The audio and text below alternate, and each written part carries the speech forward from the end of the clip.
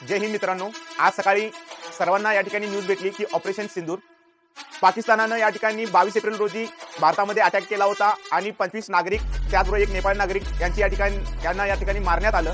याचाच बदला म्हणून भारताने आज या ठिकाणी पाकिस्तानवर हल्ला केला। पाकिस्तान त्याचबरोबर पाकव्याप्त प्रदेशातील 9 ठिकाणी या ठिकाणी हल्ला केला व जे दहशतवादी होते त्यांना या ठिकाणी त्यांची जागा दाखवून दिली आहे। आता हे ऑपरेशन सिंदूर आहे तरी काय?